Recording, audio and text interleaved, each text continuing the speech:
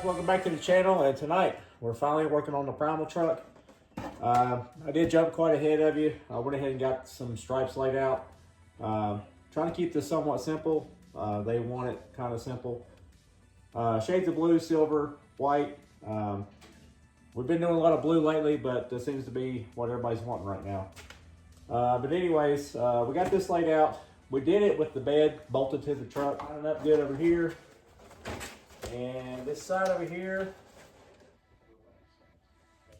is really good. So once you take this thing apart, it's basically like a short course body and a short course body. So it's not crazy big when it's split apart.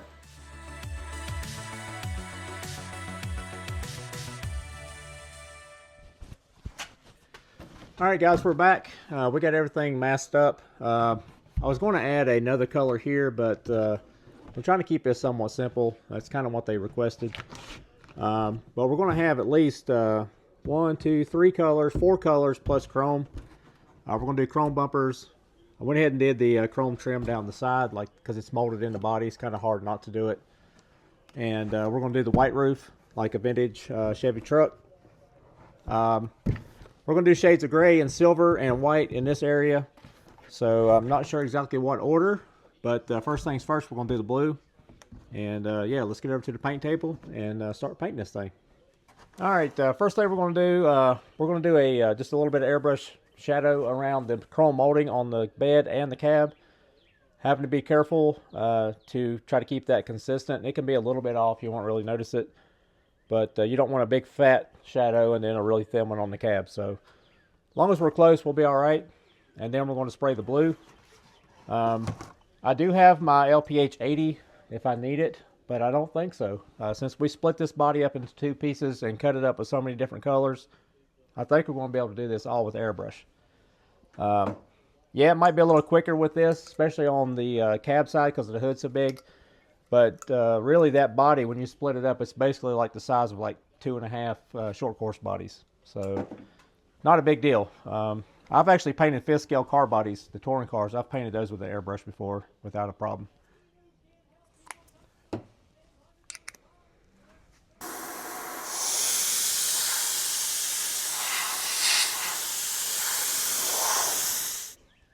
I'm trying to paint right on the fine line tape. So yeah, there we go.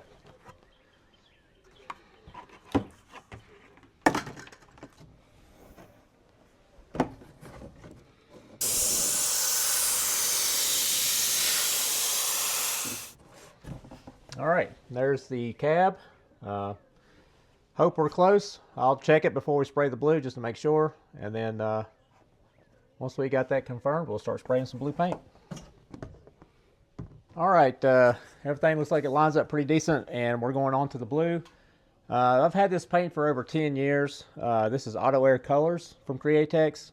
I don't think they make this line anymore. I think everything that they use for automotive is under the Wicked line now. I'm not sure 100%. But I know they don't make this particular, they don't brand it this Auto Air anymore. This is 10 years ago. This Auto Air you had to mix with 40-30, I believe. It had to have some sort of binder in it to put on a real car. And I actually used a lot of this on the graphics on a Mitsubishi truck I built, a real one. And it worked out good. And to this day, from what I understand, the graphics are still holding up. But I don't have 40-30. I mixed it with 40-50. And we reduced it. We've had that over here mixed for about 15 minutes or so. Because anytime you mix this with an additive, you need to stir it really well and then let it sit and emulsify and all the things it's going to do. So I think we're ready to spray it. And I hope we got enough. It shouldn't take much.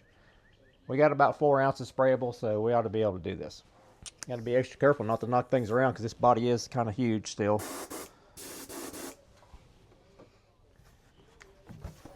All right.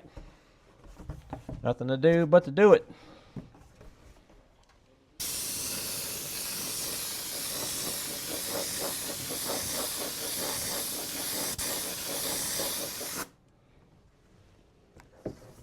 There we go. We didn't even get around it with one cupful.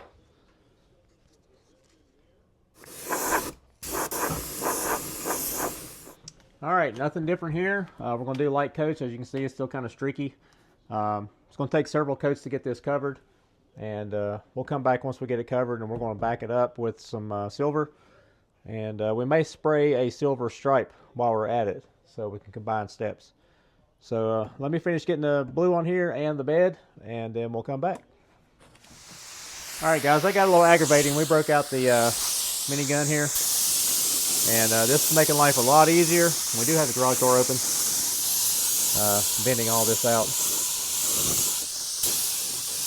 Definitely makes things a lot easier. I think I got about a coat and a half on with the airbrush, and we converted to the gun here. All right, guys, we got everything pulled out. That's going to be the next color. I'm sitting here debating back and forth on what we're going to do. I think I'm going to go with charcoal gray, because we are trying to keep with the grays, silvers, blues. Still going to have the white roof. So I think we're going to do charcoal, silver. Might do this center stripe here white. And then we're going to outline everything in a bright blue. Our big bottle of blue that we use on a lot of everything. Because they don't want bright colors. The green is tape. Keep that in mind. So we'll go back and paint the chrome molding, chrome bumpers. And then the blue outline and everything. We got to have some kind of white on the bottom to tie in with the white roof, I believe. So I think that's where we're going to squeeze the white in. So let's get moving here. I just mixed up some wicked aluminum with some black and made a kind of a charcoal color. So we're going to shoot that first, and then, yeah, keep moving. All right, guys, we're back. Struggling a little bit tonight to get motivated to get this thing knocked out, but we're going to keep pushing forward. We got us some gray mixed up. This is just wicked aluminum medium with a little bit of black. And you can adjust the darkness and the tint as you add black or take away, or you can't really take it out once you put it in there, but either way, you just mix it till you like it. So we got these edges cleaned up pretty good. When I taped this thing up the other night, it was a little cold. It's still a little chilly out here tonight. It's supposed to be nice the rest of the week. We are back into the work week. It's Monday. It's about 50-something outside. And it's supposed to be in the 70s the rest of the week. So if we don't finish up tonight, we will finish it tomorrow.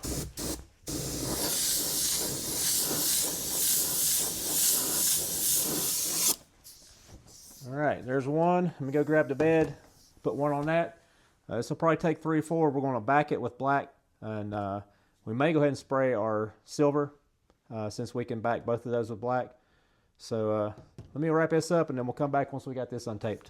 All right, we're back. We got the next color pulled out, and as usual, I'm changing plans as we go. I'm going to do the bottom of the truck white. We're going to do this stripe right here black, as if it would be like the side molding. And then because I was afraid with this being silver, it was going to, well, silver on the bottom, we were going to lose a definition between the silver on the bottom and the chrome bumper. So there should be enough color difference between white and chrome to see the difference between the two. We'll outline everything in silver. The white on the bottom will tie in with the white on the roof, and that's my justification. So since we got to back all this with black anyway, so we might as well shoot the black on the molding, and yeah, keep moving.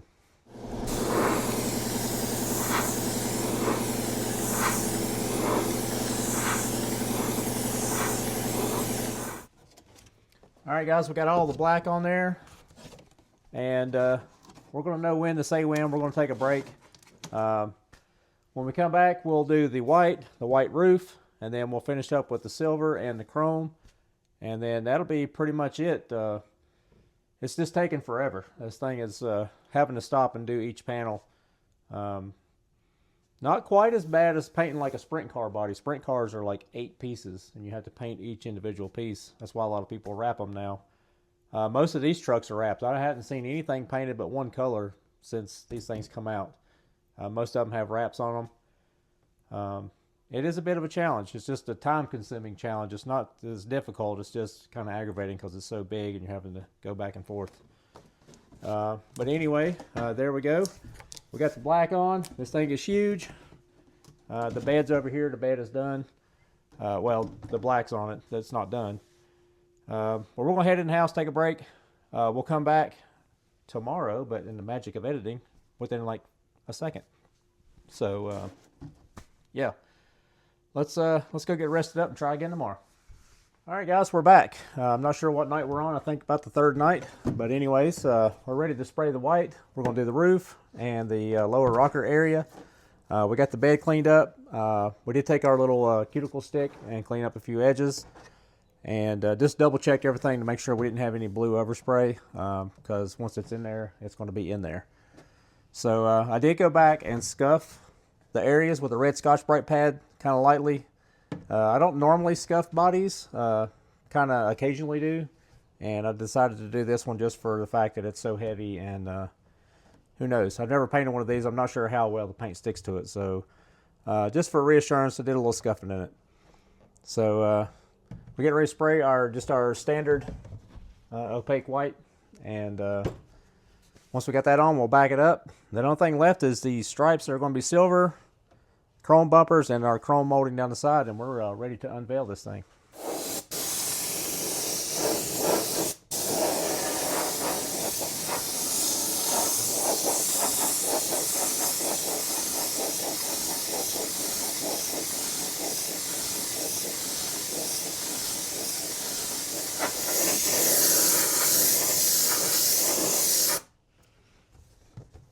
All right, there's one coat.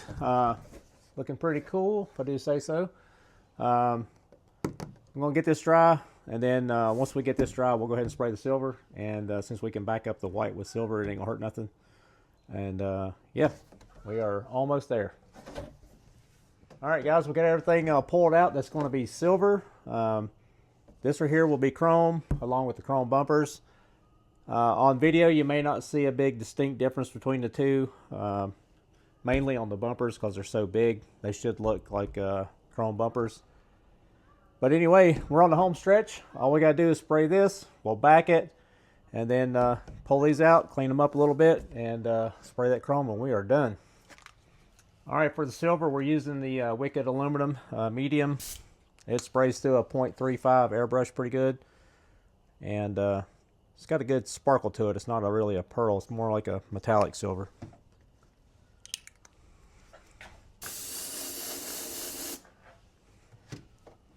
Couple of light coats, and then we can back it up.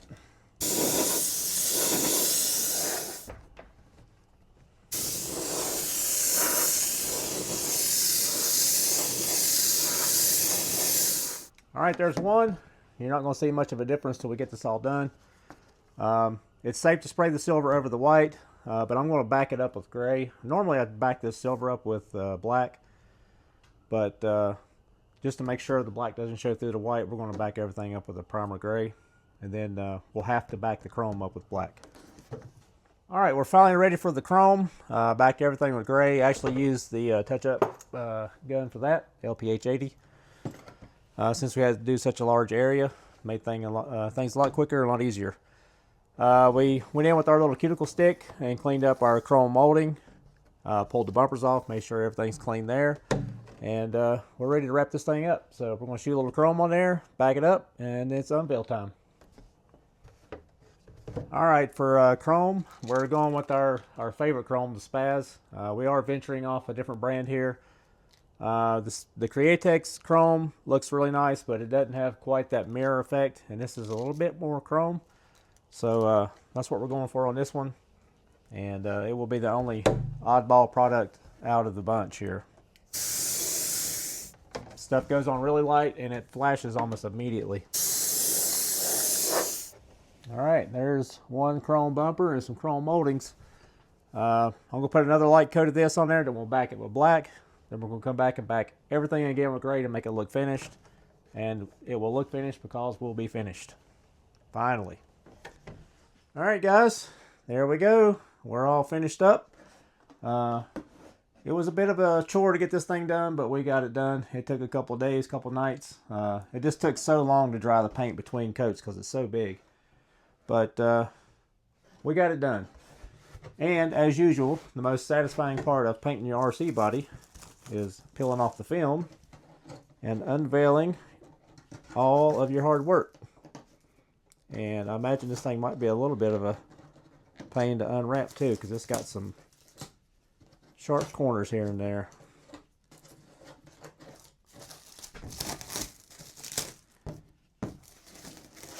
Oh yeah.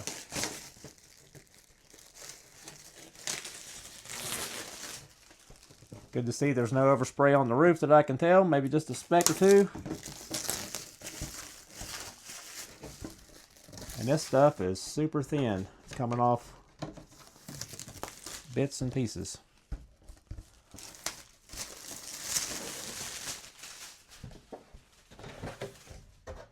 Oh, we still got more. And still a little bit more. And one little speck. Kapowie. There's our giant truck. All this area back here will be overlapped with the bed. We're not going to put it together for a few days, but I will come back here shortly. It'll be like a split second for y'all. And we'll have this thing together for a walk around and talk about. And yeah, let's go ahead and do a two-part. Let's do the bed. The bed was even more, a little bit of annoying to paint because it's so floppy. Because it don't have a floor in it. But equally satisfying because we're finished finally. This was actually unwrapping a little bit easier. As I said that, it quit pulling off.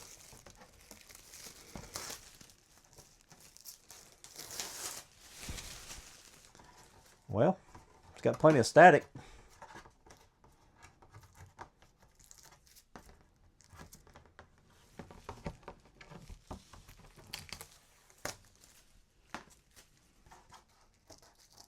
Come on, last piece.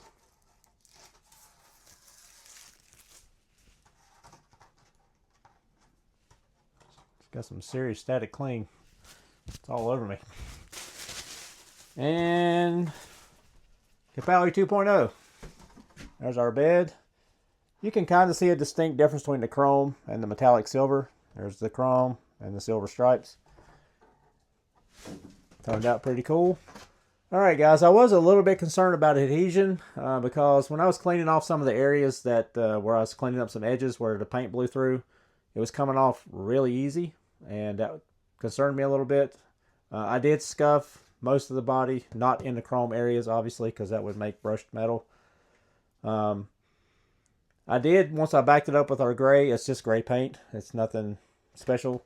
Put a coat of clear coat on there. That clear does have some sort of like a linking property, so I'm hoping that will help with at least abrasions. So only time will tell.